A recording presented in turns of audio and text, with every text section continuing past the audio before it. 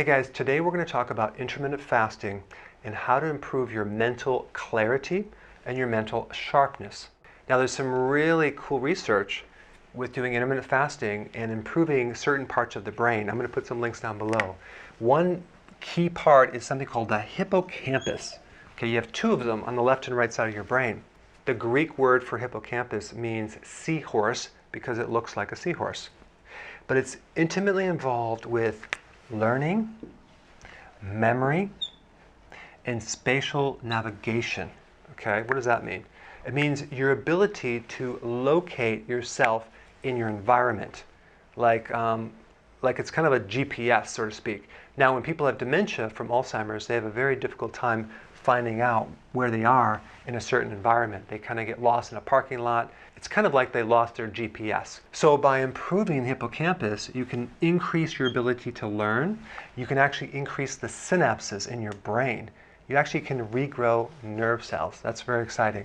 You can slow down the aging process. You can improve your memory. You can sometimes improve your emotional state because the hippocampus is similar to a relay switch with different emotions. And definitely improve your ability to find yourself in your environment. Now what's interesting, in animal studies, if you damage the hippocampus, that animal becomes hyperactive and they have difficulty in learning. Sounds familiar with kids, right? So the question is, what causes damage with this part of your brain? Okay, stress, high levels of cortisol. There's a condition with high cortisol called Cushing's syndrome, and you see damage with the hippocampus. So one of the symptoms would be dementia and memory problems, but it can come from stress. Vitamin B1 deficiencies can create a problem with the hippocampus. In fact, even if you look up vitamin B1 deficiencies, one of the side effects is memory loss, okay? And then we have high levels of sugar and insulin can also destroy the hippocampus. And that's why one of the symptoms of diabetes, for example, is dementia. And it just so happens that high sugar and insulin can deplete vitamin B1. High cortisol can deplete B1. So vitamin B1 is vital in allowing the hippocampus to work correctly.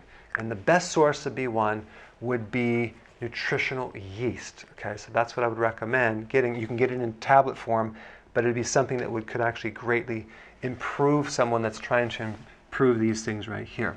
The other thing that's really important is aerobic exercise.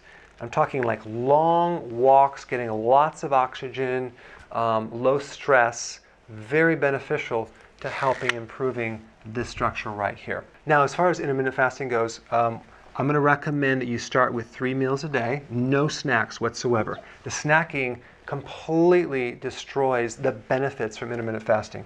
You have to add more fat to the meal to go longer. Then, over time, gradually knock out your breakfast.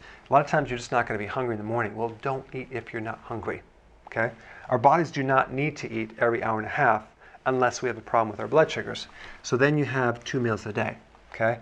And then you want to gradually start shrinking the distance between the 2 meals from maybe 8 hours to 6 hours to eventually 4 hours.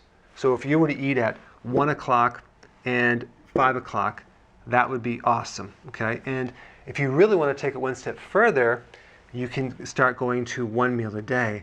That would create some serious improvement in your hippocampus, especially if you have any of these problems right here with your memory and spatial navigation issues or learning. You're going to see some great improvements.